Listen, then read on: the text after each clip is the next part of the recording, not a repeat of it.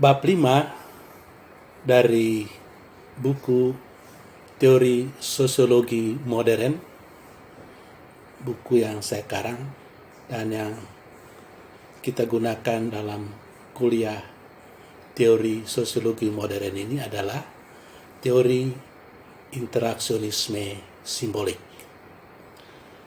Teori interaksionisme simbolik.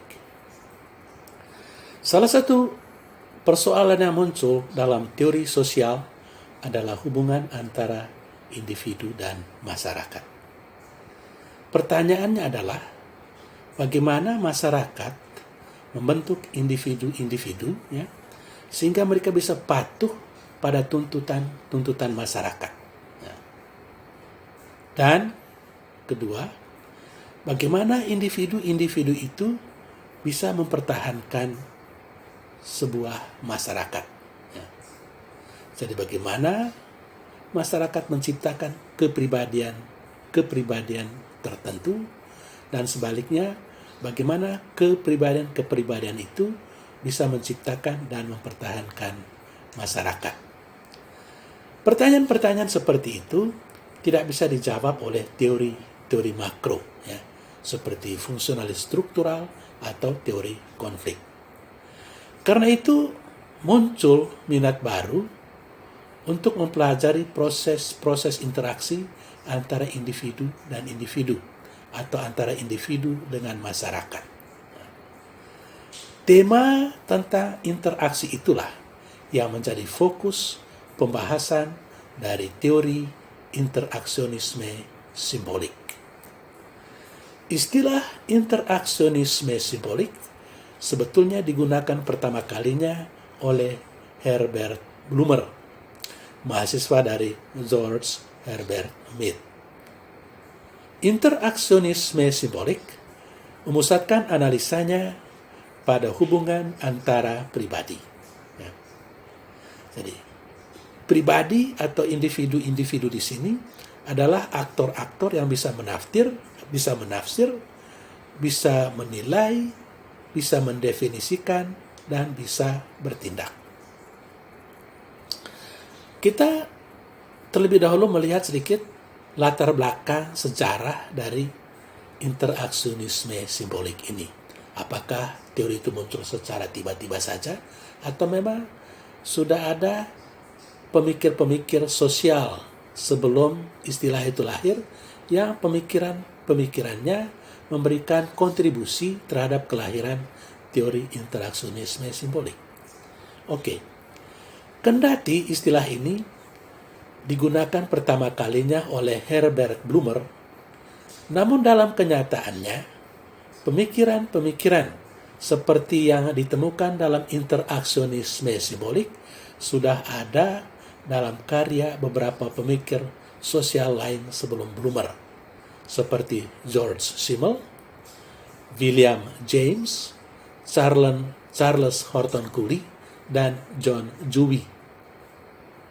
Nah, kita akan berkenalan dengan tokoh-tokoh ini secara singkat supaya kita tahu apa kira-kira kontribusi mereka terhadap perkembangan teori interaksionisme simbolik. Kita lihat yang pertama, George Simmel. Sudah berulang kali kita bahas mengenai topik ini dalam sosiologi umum, dalam sosiologi umum kita bahas banyak tentang Simmel. Baik, Simmel adalah orang pertama yang membuat studi tentang interaksi. Menurut dia, struktur-struktur dan proses makro yang dipelajari oleh fungsionalisme struktural dan teori konflik berawal dari interaksi, yang jenisnya berbeda-beda.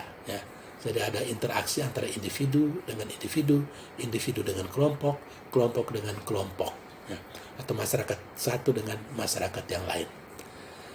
Dalam bukunya yang berjudul Conflict and the Web of Group Affiliation, dia mengatakan bahwa kepribadian seseorang dipengaruhi oleh kelompok atau dipengaruhi oleh kebudayaan di mana ia hidup.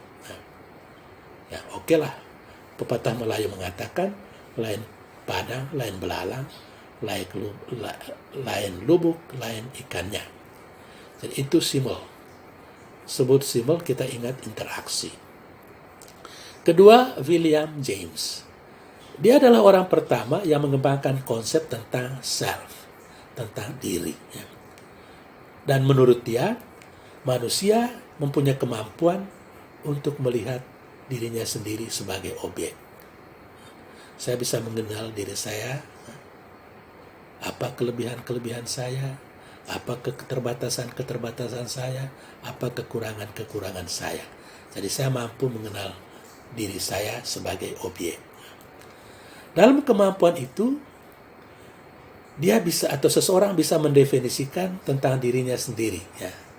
Dan selanjutnya, dia memberikan respons yang tepat berdasarkan definisi-definisi itu. Ya. Saya misalnya melihat diri saya sebagai orang yang kemampuan intelektual terbatas, maka sebagai respons, saya menggunakan waktu sebanyaknya untuk studi, untuk studi. Ya. Dulu ada teman saya yang kemampuannya itu rata-rata, tapi dia ulang terus bahan yang sama. Dia teringat terus, ya, pepatah bahasa Latin yang mengatakan repetitio mater studiorum est. Ya. Jadi pengulangan yang terus-menerus adalah ibunda dari semua studi. Ya, kurang lebih seperti itu. Ya, jadi sesudah mengenal diri, kita membuat respons berdasarkan pengenalan diri tersebut.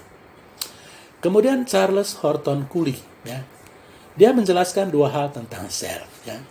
Pertama, self adalah satu proses di mana seseorang bisa melihat diri sendiri sebagaimana dia mampu melihat objek-objek lain. Ya, kurang lebih sama seperti William James tadi. Ya. Jadi dia bisa melihat diri sendiri sebagai objek, self, objek, sebagaimana dia bisa melihat objek-objek lain di luar dirinya. Dan kedua, self muncul dari komunikasi dengan orang lain. Ya. Dengan kata lain, saya mampu mengenal diri saya dalam atau karena interaksi dengan orang lain. Ya. Ya.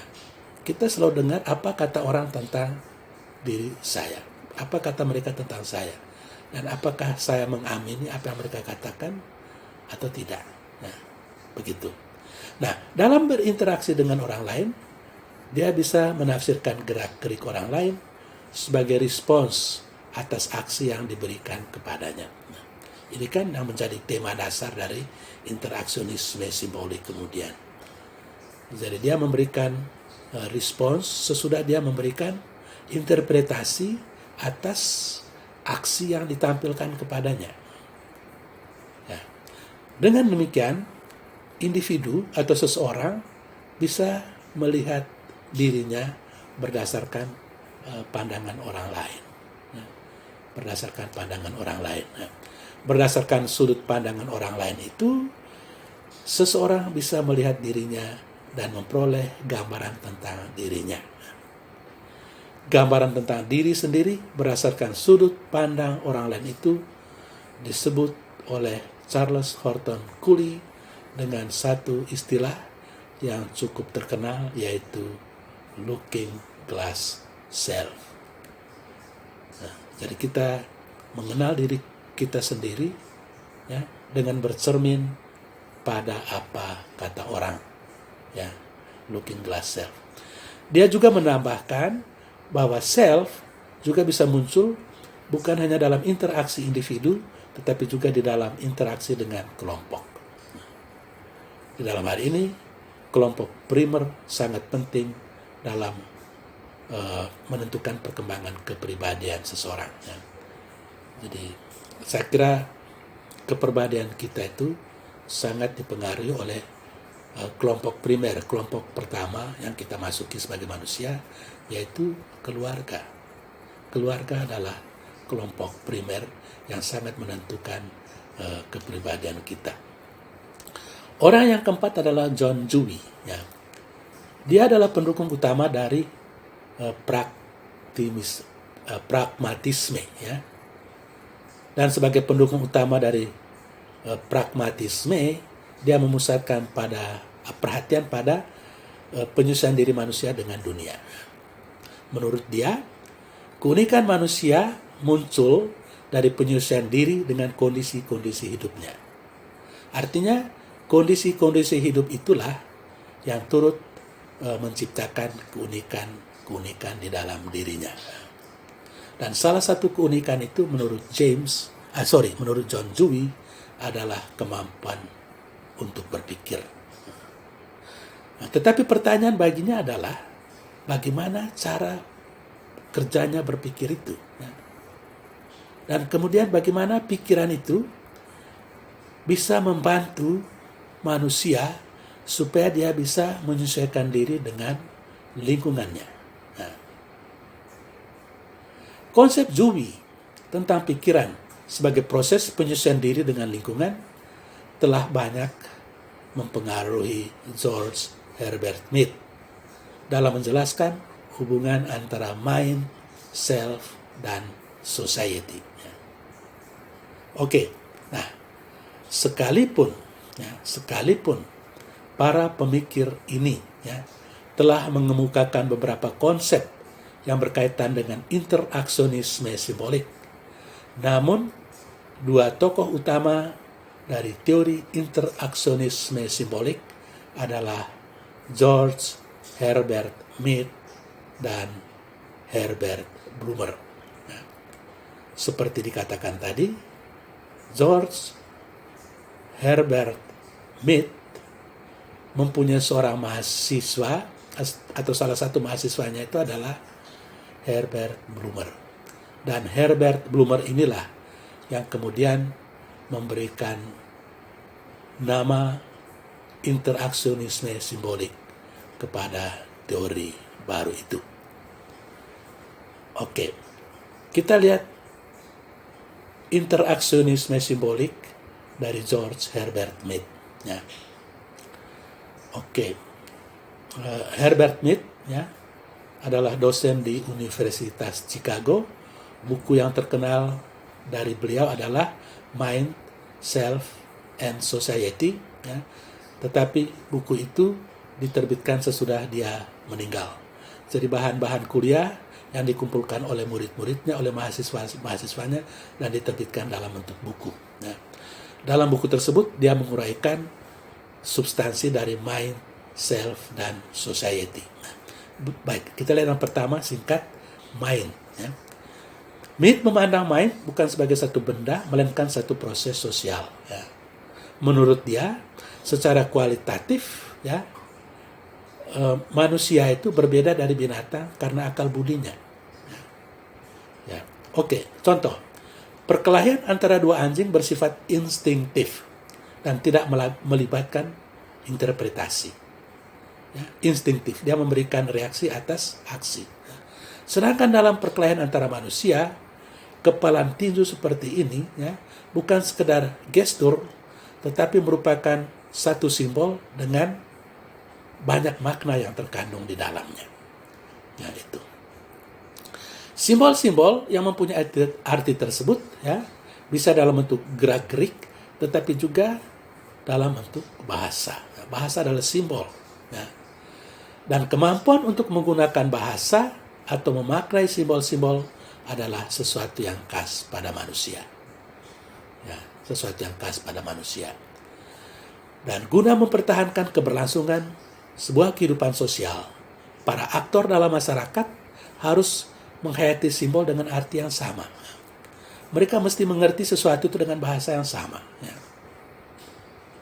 Itu situasi akan kacau sekali, kocar-kacir, kalau simbol-simbol itu dimaknai secara berbeda.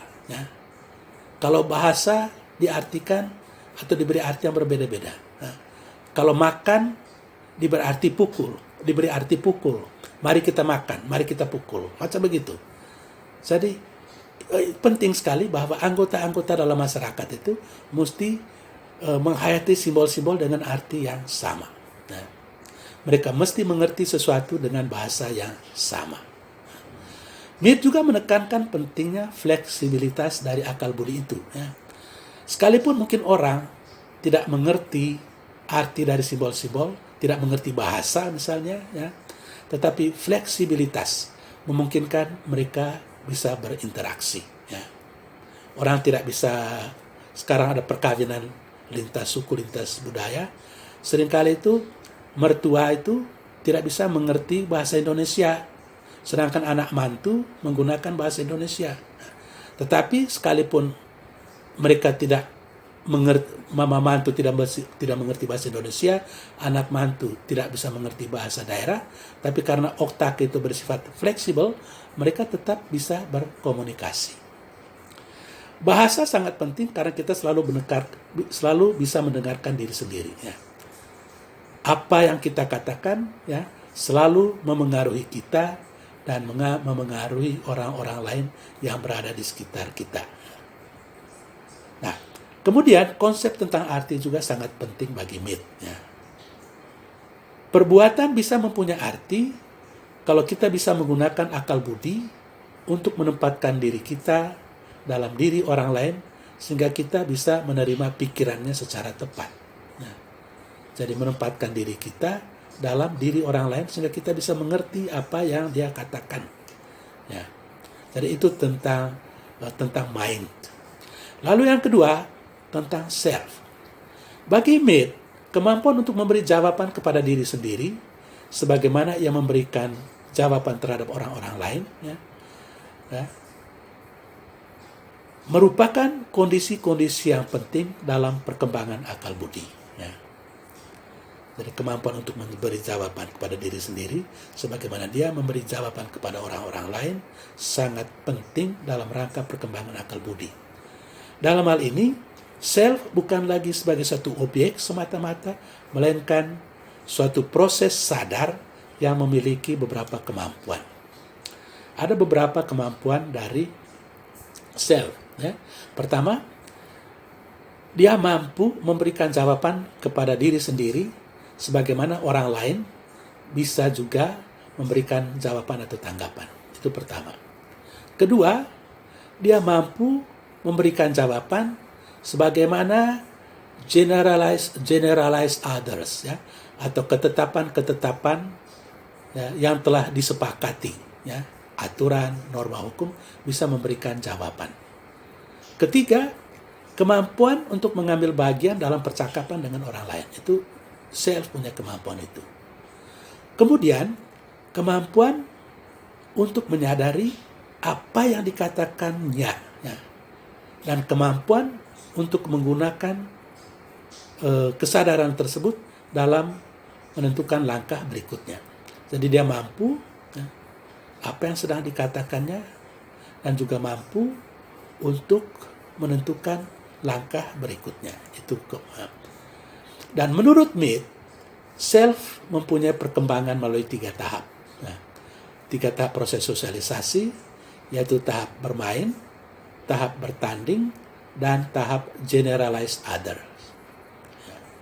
Oke.